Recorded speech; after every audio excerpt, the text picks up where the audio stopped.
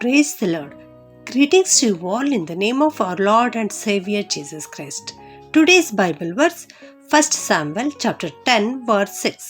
Suddenly the Spirit of the Lord will take control of you and you will join their religious dancing and shouting and will become a different person. ಮೊದಲನೇ ಸಮುವೇಲನು 10ನೇ ಅಧ್ಯಾಯ 6ನೇ ವಚನ. ಆಗ ಯೆಹೋವನ ಆತ್ಮವು ನಿನ್ನ ಮೇಲೂ ಬರುವುದರಿಂದ ನೀನೂ ಮಾರ್ಪಟ್ಟು ಪ್ರವಾದಿಸುವೆ. ನಾವು ಈ ವರ್ಷದ ಅಂತ್ಯಕ್ಕೆ ಬಂದಿರುವೆವು. ಹೌದು, ಈ ವರ್ಷ ಮುಕ್ತಾಯವಾಗ್ತಾ ಇದೆ. ಈ ಮುಕ್ತಾಯಕ್ಕೆ ಬಂದಿರುವ ನಾವು ಏನು ಮಾಡಬೇಕೆಂದರೆ, ನಾವು ಮಾಡಬೇಕಾದ ಕಾರ್ಯ ಮೊಟ್ಟ ಮೊದಲು ಕರ್ತನನ್ನು ಸ್ತುತಿಸುವಂಥವರಾಗಿರಬೇಕು. ನಮ್ಮ ಮನಸಾರೆ ಆತನು ನಮ್ಮ ಜೀವಿತದಲ್ಲಿ ಮಾಡಿರುವ ಎಲ್ಲ ಉಪಕಾರಗಳನ್ನು ನೆನೆಸಿ ಕರ್ತನನ್ನು ಕೃತಜ್ಞತೆಯಿಂದ ಸ್ತುತಿಸಬೇಕು. ನಮ್ಮ ದೇವರು ನಮಗೆ ಪ್ರತಿದಿನವೂ ಊಟವನ್ನು ಕೊಟ್ಟಿದ್ದಾರೆ, ನಮಗೆ ಉಡಲಿಕ್ಕೆ ಬೇಕಾದ ಬಟ್ಟೆಯನ್ನು ಕೊಟ್ಟಿದ್ದಾರೆ, ನಮಗೆ ಒಳ್ಳೆ ಆರೋಗ್ಯವನ್ನು ನೀಡಿದ್ದಾರೆ. ಆದ್ದರಿಂದ ಈ ರೀತಿ ಕಾಪಾಡಿದ ನಮ್ಮ ದೇವರನ್ನು ನಮ್ಮ ಹೃದಯಾಂತರಾಳದಿಂದ ಸ್ತುತಿಸಬೇಕಾಗಿದೆ ಪ್ರಿಯರೇ. ಕೀರ್ತನೆ 116, 12 ಮತ್ತು 13ನೇ ವಚನದಲ್ಲಿ ಕೀರ್ತನೆಗಾರನು ಈ ರೀತಿ ಹೇಳ್ತಾನೆ, ಯೆಹೋವನ ಮಹೋಪಕಾರಗಳಿಗೆ ಬದಲೇನು ಮಾಡಲಿ ಎಂಬುದಾಗಿ. ಹೌದು, ನಮ್ಮ ದೇವರು ಮಹಾ ಉಪಕಾರಗಳನ್ನು ಮಾಡಿದ್ದಾರೆ, ಎಷ್ಟೋ ದೊಡ್ಡ ದೊಡ್ಡ ಆಶೀರ್ವಾದಗಳನ್ನು ನಮಗೆ ನೀಡಿದ್ದಾರೆ. ಅವೆಲ್ಲವುಗಳನ್ನು ನೆನೆಸಿ ಅದರ ಬದಲು ನಾವು ಕರ್ತನನ್ನು ಸ್ತುತಿಸುವಂಥವರಾಗಿರಬೇಕು. ಅದರ ಬದಲು ಕೊಡಲಿಕ್ಕೆ ನಮ್ಮಿಂದ ಸಾಧ್ಯವೇ ಇಲ್ಲ ಪ್ರಿಯರೇ. ಆದ್ದರಿಂದ ದೇವರು ನಮ್ಮ ಜೀವಿತದಲ್ಲಿ ಮಾಡಿರುವ ಎಲ್ಲ ಉಪಕಾರಗಳನ್ನು ನೆನೆಸಿ ನಾವು ಆತನನ್ನು ಕೊಂಡಾಡುವಂಥವರಾಗಿರಬೇಕು. ಅಷ್ಟು ಮಾತ್ರವಲ್ಲ, ನೂತನ ವರ್ಷವನ್ನು ದೇವರು ನಮ್ಮ ಜೀವಿತಕ್ಕೆ ಕೊಡಲಿಕ್ಕಿದ್ದಾರೆ. ಕರ್ತನು ನಮ್ಮ ಆಯುಷ್ ಕಾಲವನ್ನು ಹೆಚ್ಚಿಸಲಿಕ್ಕಿದ್ದಾರೆ. ನಮಗಾಗಿ ಇನ್ನೂ 1 ವರ್ಷ, ಇನ್ನೂ 365 ದಿನಗಳನ್ನು, ಇನ್ನೂ ನೂತನ ವರ್ಷವನ್ನು ನಮಗೆ ಕೊಡ್ತಾ ಇದ್ದಾರೆ. ಇದನ್ನು ನಾವು ಹೊಂದಿಕೊಳ್ಳಲಿಕ್ಕೆ ಯೋಗ್ಯರಾಗಿದ್ದೇವಾ? ನೂತನ ವರ್ಷವನ್ನು ಪ್ರವೇಶಿಸುವ ಸಮಯದಲ್ಲಿ ದೇವರ ಆತ್ಮನು ನಿಮ್ಮ ಮೇಲೆ ಬಲವಾಗಿ ಇಳಿದು ಬರುವನು ಎಂಬುದಾಗಿ ದೇವರ ವಾಕ್ಯ ಇವತ್ತು ನಮಗೆ ತಿಳಿಸಲ್ಪಡ್ತಾ ಇದೆ. ಯೆಹೋವನ ಆತ್ಮವು ನಿನ್ನ ಮೇಲೂ ಬರುವುದು ಎಂಬುದಾಗಿ. ಹೌದು, ಈ ವರ್ಷದ ಕೊನೆಯ ದಿನದಲ್ಲಿ ದೇವರ ಆತ್ಮ ನಿನ್ನ ಮೇಲೆ ಬರಲಿಕ್ಕಿದೆ.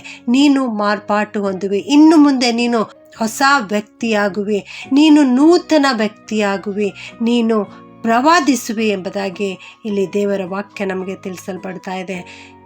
ಹೊಸ ವರ್ಷದಲ್ಲಿ ದೇವರು ನಿಮಗೆ ಅನೇಕ ಆಶೀರ್ವಾದಗಳನ್ನು ಕೊಟ್ಟು ದಯಪಾಲಿಸಲಿ ಎಂಬುದಾಗಿ ಹಾರೈಸುವವಳಾಗಿದ್ದೇನೆ. ದೇವರ ಆತ್ಮವು ನಿನ್ನ ಮೇಲೂ ಬರುವುದರಿಂದ ನೀನೂ ಮಾರ್ಪಟ್ಟು ಪ್ರವಾದಿಸುವೆ. ಇಲ್ಲಿ ಮಾರ್ಪಡುವೆ ಎಂಬುದಾಗಿ ಹೇಳುವುದಾದರೆ ಅದರ ಅರ್ಥ ನೀನು ನೂತನ ಸೃಷ್ಟಿಯಾಗುವೆ ಎಂಬುದಾಗಿ. ಹೌದು, 2 ಕೊರಿಂಥ್ಯ 5:17ನೇ ವಾಕ್ಯದಲ್ಲಿ ಈ ರೀತಿ ಹೇಳ್ತದೆ, ಯಾವನಾದರೂ ಕ್ರಿಸ್ತನಲ್ಲಿದ್ದರೆ ಅವನು ನೂತನ ಸೃಷ್ಟಿಯಾದನು, ಈಗೋ ಪೂರ್ವಸ್ಥಿತಿ ಹೋಗಿ ಎಲ್ಲ ನೂತನವಾಯಿತು ಎಂಬುದಾಗಿ. ಹೌದು, ನೀನು ಮಾರ್ಪಾಟು ಹೊಂದಿರುವಾಗ, ನೀನು ಹೊಸ ವ್ಯಕ್ತಿಯಾಗಿರುವಾಗ ಕ್ರಿಸ್ತನು ನಿನ್ನ ಹೃದಯದಲ್ಲಿ ಬಂದು ನೆಲೆಸುತ್ತಾರೆ.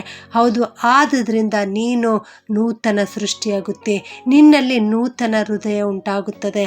ಕರ್ತನು ನಿನ್ನಲ್ಲಿರುವಂಥ ಕಲ್ಲಾದ ಹೃದಯವನ್ನು ತೆಗೆದು ಮೃದುವಾದ ಹೃದಯವನ್ನು ಇಡುವನು.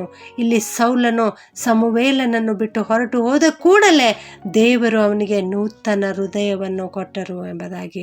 ಅಂತಹ ನೂತನ ಹೃದಯವನ್ನು ಬಯಸಿ ದಾವೀದನಂತೆ ನೀವೂ ಕೂಡ ಕಣ್ಣೀರಿನಿಂದ ದೇವರ ಬಳಿ ಪ್ರಾರ್ಥನೆ ಮಾಡಿರಿ. ದೇವರೇ, ನನ್ನಲ್ಲಿ ಶುದ್ಧ ಹೃದಯವನ್ನು ನಿರ್ಮಿಸು ಎಂಬುದಾಗಿ ಕೀರ್ತನೆ 51:10ರಲ್ಲಿ ದಾವೀದನು ಪ್ರಾರ್ಥನೆ ಮಾಡಿದ ಹಾಗೆ ನೀವು ಕೂಡ ಪ್ರಾರ್ಥನೆ ಮಾಡುವಂಥವರಾಗಿರ್ರಿ.